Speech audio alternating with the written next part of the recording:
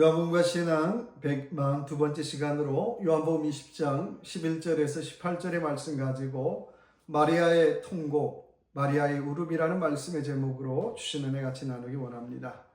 지금에야 코로나가 거의 진정이 됐지만 몇 년 전 코로나 기간 중에 우리 교회 권사님에게 급한 연락이 와서 신방을 가게 되었습니다. 권사님은 저를 만나자마자 대성통곡을 하셨습니다. 그동안 뉴욕에 사는 큰아들하고 연락이 안 됐는데 3주 만에 며느리하고 겨우 연락이 됐는데 아들이 코로나로 죽었다는 거예요. 그리고 3주 전에 장례를 치렀다는 것입니다. 말이 장례식이지 가족들에게 잠깐 확인만 시켜주고 바로 매장을 했다는 것입니다. 권사님은 3주가 지나서야 그 사실을 알게 되고 대성통곡을 하면서 내가 죽어야 되는데 아들이 죽었습니다.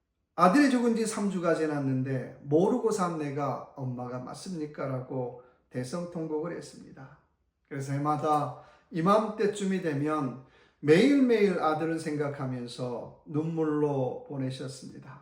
우리도 살면서 이런 일을 겪지 않으면 좋겠지만 살다 보면 여기저기서 대성통곡할 일이 많이 생깁니다. 개인적으로도 국가적으로 이런 일들이 많다라고 하는 것입니다. 지난 주간 인도의 다랄리 마을에서 홍수와 산사태로 100여 명 이상이 실종되거나 사망을 했습니다. 그런데 똑같은 동네에서 2013년에는 홍수로 4,000명 이상이 사망을 했습니다. 왜 이렇게 똑같은 일이 반복이 될까요? 이런 고통, 이런 아픔을 보면 우리는 통곡과 울음을 그치지 않을 수 없다라고 하는 것입니다. 하루빨리 잘 복구가 되길 바라고 또 유가족들이 많은 힘을 내기를 바랍니다. 한국도 아직 장마가 끝나지 않았습니다. 폭우로 고생하는 이웃들, 또 산사태로 고생하는 이웃들이 있음을 깨닫고 나라와 민족을 위해서도 많은 기도 부탁드립니다.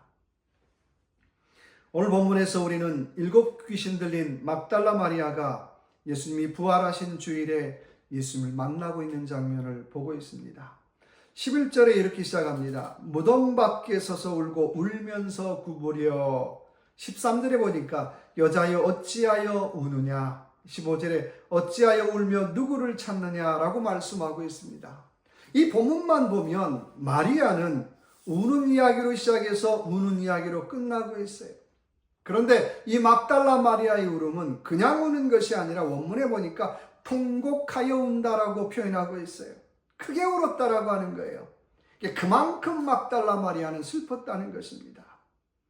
그런데 진짜 통곡해야 될 사람들 누굴까요? 물론 막달라 마리아도 통곡해야 되겠지만 12제자가 먼저 통곡해야 되지 않을까요?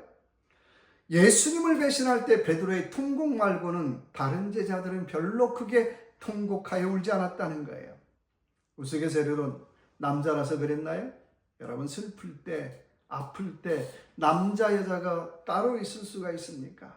슬프면 울고 기쁘면 웃는 것이 이것이 당연한 거예요. 그러면 오늘 막달라 마리아는 왜 통곡했을까요?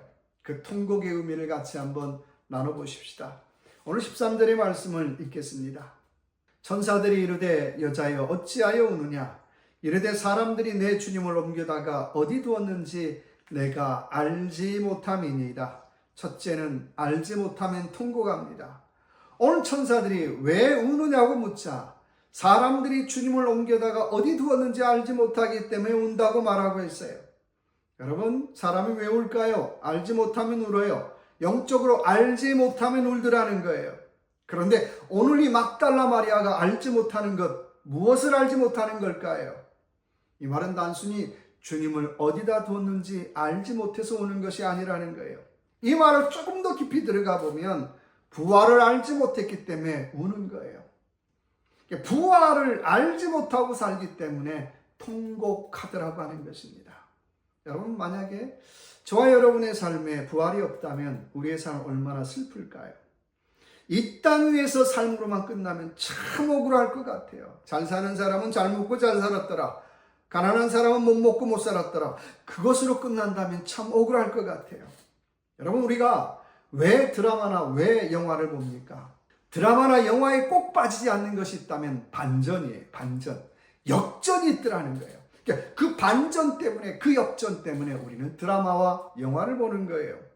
마찬가지로 부활은 믿는 자에게 영적인 반전이나 영적인 역전을 기대하는 일이라고 하는 것입니다. 로마서 8장 11절의 말씀에 예수를 죽은 자 가운데서 살리신 이의 영이 너희 안에 거하시면 그리스도 예수를 죽은 자 가운데서 살리신 이가 너희 안에 거하시는 그의 영으로 말미암아 너희 죽을 몸도 살리리라고 말씀하고 있어요. 아멘. 요한복음 11장 25절 26절의 말씀에 예수께서 이르시되 나는 부활이요 생명이니 나를 믿는 자는 죽어도 살겠고 무릇 살아서 나를 믿는 자는 영원히 죽지 아니하리니 이것을 내가 믿느냐고 묻고 계십니다. 우리는 이런 부활의 역전을 믿고 살아야 할 줄로 믿습니다. 그러나 우리가 이 부활의 역전을 믿지 못하면 나는 여전히 울면서 주님을 찾아요. 그러나 영적인 반전과 영적인 역전을 품고 살면 우리는 웃음을 멈출 수가 있습니다. 18세기의 유명한 영국 시인 윌리엄 블레이크는 그의 시에서 이렇게 표현하고 있습니다. 하늘의 모래 속에서 세계를 보며 한 송이 들꽃 속에서 천국을 본다. 그대 손바닥에 무한을 쥐고 한 조각 시간 속에 영원을 보라고 말하고 있어요. 야곱이란 사람은 아버지 이삭을 속이고 축복을 받았지만 형 에서에게 쫓겨서 베델로 도망을 가요. 그리고 밤에 자다가 사닥다리의 천사들이 오르락내리락 하는 꿈을 꾸게 됩니다. 그리고 그것을 하나님의 집 베델이라고 고백해요. 아마 야곱의 인생에 놀라운 영적 체험을 하죠. 땅에 살지만 하늘의 꿈을 꾼 거예요. 땅에 살지만 하늘의 일을 하는 거예요. 아, 나는 하늘의 일을 위해서 이 땅에 보내졌음을 깨닫고 사는 것입니다. 여러분, 이게 신앙이죠. 우리는 이 땅에 살지만 부활을 체험하고 알고 살아야 한다라고 하는 거예요. 사실 우리는 매일 죽잖아요. 언제 죽습니까? 잠자는 시간 동안 우리는 죽잖아요. 밤새 그래서 안녕하십니까? 라고 인사하잖아요. 잠자는 시간 동안 무슨 일이 일어날는지 아무도 몰라요. 그러다가 아침에 눈 뜨잖아요. 그러면 오늘도 내가 다시 살았구나라고 하는 생각을 해요. 우리는 잠자는 시간을 통해서 매일 죽고 매일 다시 살아나는 부활을 훈련하는 거예요. 더 나아가 마리아는 예수님이 과거의 십자가에 그 고통당하면서 돌아가신 그 모습을 보았기 때문에 그 모습으로만 생각하고 오늘 애통해하고 있어요. 그리고 사랑하는 선생님을 보냈기 때문에 우는 거예요. 정에 매여 살면 울음을 그칠 수가 없어요. 우리가 믿음에 매여 살 때에 우리는 눈물을 그칠 수가 있습니다. 사명에 매여 살 때에 우리는 울음을 그칠 수가 있다는 거예요. 이 한 주간 저와 여러분의 삶 다시 한번 부활의 주님을 알고 부활의 능력을 믿고 정이 아니라 믿음에 매여 사명에 매여 살아가는 귀한 이 한 주간의 삶이 되시길 바랍니다. 두 번째는 14절의 말씀입니다. 이 말을 하고 뒤로 돌이켜 예수께서 서 계신 것을 보았으나 예수이신 줄은 알지 못하더라. 두 번째는 보지 못하면 울어요. 오늘 막달라 마리아는 예수가 서 계신 것을 보았지만 예수이신 줄은 알지 못했다고 말씀하고 있어요. 보지 못하면 울어요. 영적으로 보지 못하면 울어요. 마리아는 예수님이 서 계신 것 봤지만 오늘 보지 못하고 울었다라고 말씀하고 있어요. 그러면서 묘지를 관리하는 동산지기로 착각을 해서 계속해서 시체 어디로 가져갔는지 말해달라고 얘기하고 있어요. 15절의 말씀 보니까 당신이 옮겼으면 내가 가져가겠나이다. 얼마나 황당한 표현이에요. 혼자서 어떻게 하려고요? 혼자서 시신을 옮긴다는 거 쉬운 일 아니에요. 이 말은 그만큼 예수님을 아끼고 사랑하고 존경했다는 표현이에요. 그런 마리아가 예수님을 보고도 예수님이신 줄 알지 못했다라고 고백하고 있습니다. 우리말 성경에는 예수인 줄 깨닫지 못했다라고 말하고 있습니다. 보기는 봤는데 깨닫지 못했다는 거예요. 우리가 영어에도 보다는 단어가 참 많잖아요. 우리가 흔히 본다고 할 때 see and look잖아요. 한문으로도 보면 비슷해요. 본다는 단어가 많은데 볼견자와 볼시자를 써요. 그래서 우리가 흔히 하는 사자성어에 백문이 불여 일견이라고 말하고 있습니다.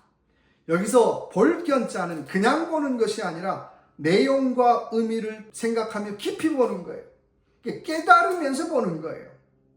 그러나 볼시는 그냥 보는 거예요. 그냥 보이는 대로 그냥 보는 거예요. 둘 다 보는데 한쪽은 깊이 보고 한쪽은 얕게 보는 거예요. 그래서 히브리어에 본다는 말은 하라라는 말인데 그 말은 깨닫는다라고 하는 뜻을 가지고 있습니다. 보고 깨달아야 진짜 보는 거예요. 보고 깨닫지 못하면 그건 보는 것 아니라고 하는 거예요. 그래서 우리가 보는 것도 중요하지만 그 보는 것이 깨닫게 되는 것이 더 중요하다는 거예요. 우리가 하나님을 본다는 게 무슨 의미가 있을까요? 하나님의 사랑을 깨달았다는 거예요. 하나님의 은혜를 깨달았다는 거예요. 예수님의 사랑을 깨달았다는 거예요. 그래야 내가 예수님을 보고 하나님을 봤다라고 우리가 고백할 수 있더라고 하는 것입니다. 히브리서 11장 3절의 말씀에 믿음으로 모든 세계가 하나님의 말씀으로 지어진 줄 우리가 아나니라고 말씀하고 있어요. 여기서 안다는 표현은 깨닫는다는 거예요. 믿음으로 하나님이 모든 세상을 창조하셨음을 깨닫는다는 거예요. 요한복음 16장 13절의 말씀에 그러나 진리의 성령이 오시면 그가 너희를 모든 진리 가운데로 인도하리니 라고 말씀하고 있어요. 성령이 진리를 깨닫게 하신다라고 하는 것입니다. 그래서 한문으로 깨달을 각자를 보면 배울 학자 밑에 볼견자가 어우러져서 만들어진 글자예요. 배운 것을 보는 것이 깨닫는다는 거예요. 우리가 말씀을 배우는데 그 말씀이 그냥 배운 걸로만 끝나면 깨닫는 것 아니죠. 말씀을 배웠는데 그 말씀이 보여질 때에 비로소 나는 말씀을 알았습니다. 나는 말씀을 깨달았습니다라고 고백할 수 있다라고 하는 것입니다. 원하기는 저와 여러분의 삶에 이 한 주간도 이런 영적인 깨달음의 은혜가 있는 귀한 한 주간의 삶이 되시길 주님의 이름으로 축원합니다. 세 번째는 16절의 말씀입니다. 예수께서 마리아야 하시거늘 마리아가 돌이켜 히브리 말로 라보니여 하니 이는 선생님이라는 말이라. 세 번째는 선생님을 만나야 통곡을 울음을 멈추게 됩니다. 오늘 예수님이 마리아야 라고 부르십니다. 그러자 마리아가 돌이켜 히브리 말로 라보니 선생님이여 라고 부르고 있어요. 예수의 부름에 마리아는 완전히 돌아섰습니다. 그리고 예수님과 마주보고 있지요. 돌이키다는 말은 헬라어로 메타노에오라는 말로 마음을 바꾼다, 회개한다는 뜻과로 같이 사용하고 있어요. 마리아는 메타노에오, 부활을 믿지 않는 자에서 이제 부활을 믿는 자로 자리를 바꿨다는 거예요. 의심의 자리에서 믿음의 자리로 돌아섰다라고 하는 것입니다. 여러분, 믿음은 바로 이런 돌이킴이 있어야 한다라고 하는 것입니다. 이런 돌이킴이 있을 때 그 사람 바뀌었어, 그 사람 변화되었어 라고 말할 수 있는 거예요. 내가 교회를 열심히 다녀도 이런 돌이킴이 없으면 변화되지 않아요. 성경을 봐도 돌이킴이 없으면 변화되지 않아요. 돌이킴이 있을 때에 예수를 전하게 되더라고 하는 것입니다. 오늘 18절의 말씀 보니까 막달라 마리아가 가서 제자들에게 내가 주를 보았다 하고 라고 말씀하고 있어요. 아마 이 말씀을 그대로 표현한다면 제자들에게 가서 내가 주님 봤습니다 이렇게 말하지 않았을 것 같아요. 내가 주님 봤습니다, 내가 주님을 보았습니다 라고 외쳤을 것 같아요. 여러분, 부활한 주님을 만나면 누구라도 증인이 됩니다. 사람이 변해요. 하나님의 백성으로 변하더라고 하는 것입니다. 사도행전 26장 18절의 말씀에 그의 눈을 뜨게 하여 어둠에서 빛으로 변하고 라고 말씀하고 있어요. 저나 여러분이나 우리는 다 주님 만나기 전에는 어둠의 자식들이었어요. 그런데 우리가 주님 만나서 빛의 자녀로 바뀌었잖아요. 더 나아가 하나님의 사업, 하나님의 일을 하게 되었다라고 하는 것입니다. 전도서 1장의 유명한 다윗의 아들 솔로몬의 고백입니다. 전도서 1장을 시작하면서 뭐라고 시작합니까? 모든 것이 헛되고 헛되니 모든 것이 헛되다라고 고백하고 있어요. 수많은 영화와 수많은 권세를 누려봤는데 다 헛되다는 거예요. 그래서 정말 가치 있는 것은 하나님의 일이 가치 있더라는 거예요. 천국의 일이 가치 있더라고 하는 것입니다.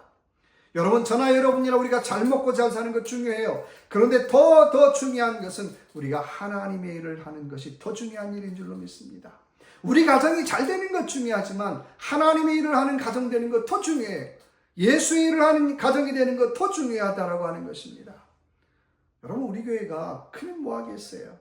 하나님의 일을 하는 교회가 돼야 되잖아요. 우리는 늘 질문해요. 교회에서 하는 일이니까 다 하나님의 일이지. 아니죠. 우리 교회가 정말 하나님의 일을 하고 있는가? 우리 가정이 정말 하나님의 일을 하고 있는가라고 하는 질문을 해봐야 한다라고 하는 것입니다. 이 한 주간도 울음을 멈추고 하나님의 일을 하고 예수 그리스도의 일을 하는 귀한 저와 여러분의 삶이 되시길 주님의 이름으로 축원합니다. 기도하겠습니다. 하나님, 알지 못하면 울고 보지 못하면 통곡합니다.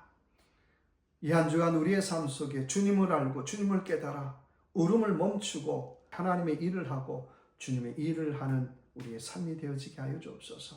내가 잘 먹고 잘 사는 것 중요하지만 더 중요한 것이 있다면 우리 가정이 하나님의 일을 하고 천국의 일을 하는 것이 더 중요합니다.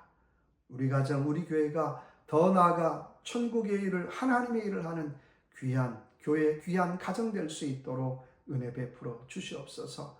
특별히 폭우로, 홍수로, 재난으로 고통당하는 이웃들에게도 하나님의 은혜를 베풀어 주셔서 이 어려움을 잘 이겨낼 수 있도록 긍휼의 은혜를 베풀어 주시옵소서. 함께하여 주실 걸 믿고 예수 그리스도 이름으로 간절히 기도드립니다.